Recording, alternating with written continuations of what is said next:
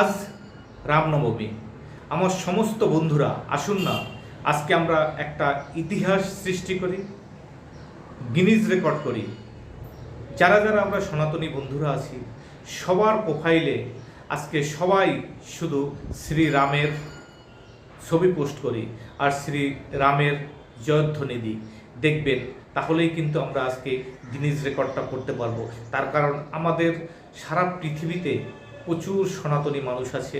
তারা যদি আজকে আমরা প্রত্যেকে শ্রীরামের একটা করে যদি ছবি পোস্ট করি তাহলে মনে হচ্ছে ফেসবুক আজকে বুঝতে পারবে বা যে প্রভু রামের যে কত ভক্ত আছে এবং প্রভু রামকে সমস্ত সনাতনীরা কত ভালোবাসে।